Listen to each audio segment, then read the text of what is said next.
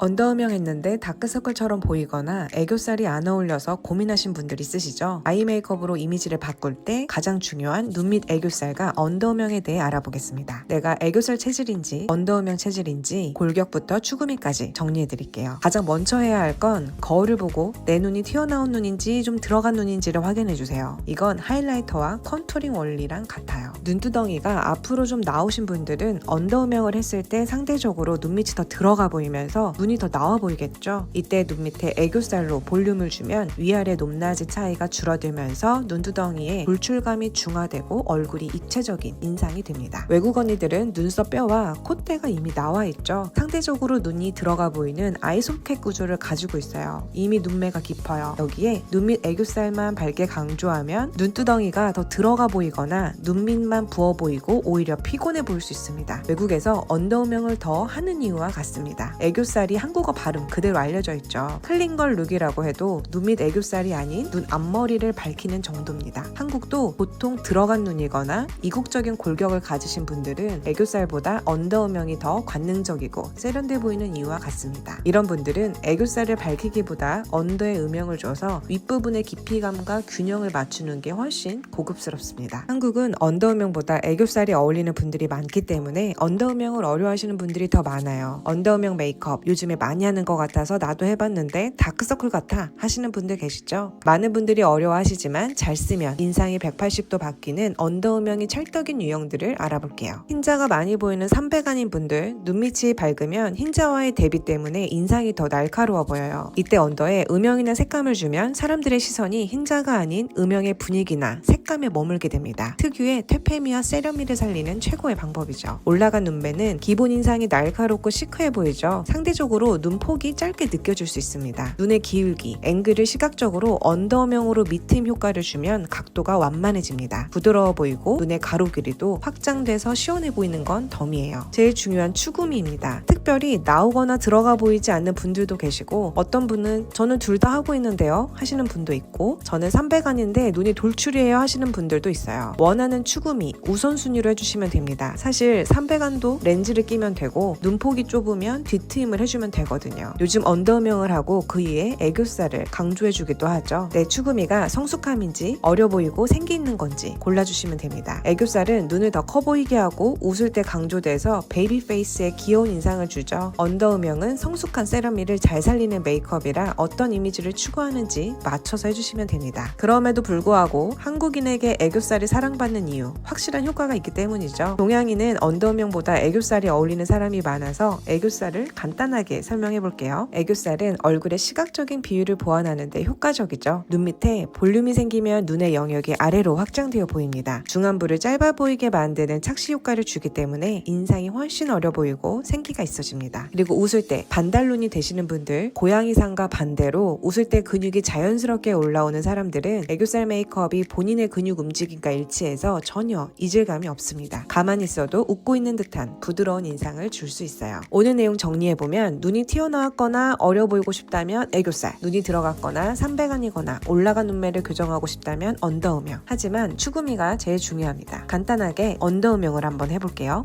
저는 돌출눈에 흰자가 많이 보이는 삼배간입니다. 눈 길이는 가로 세로 긴 편에 속합니다. 먼저 보송한 질감의 음영 컬러를 언더의 아이라인 끝나는 부분까지 발라주세요. 더 딥한 컬러로 뒤트인 부분에 음영을 넣어줍니다. 이때 붉은기가 좀 들어가는 컬러를 같이 섞어 사용해주세요. 눈 앞머리 부분도 같이 터치, 앞뒤 1mm씩 눈이 더 커 보이게 다시 한번 터치. 이때 중요한 건 뒤트인 방향인데 눈이 끝나는 선에서 일자 방향으로 빼줄게요. 내가 눈꼬리가 좀 올라갔다 하시는 분들은 눈 앞머리 시작점과 크게 차이가 나지 않게 살짝 내려서 완만하게 빼주세요.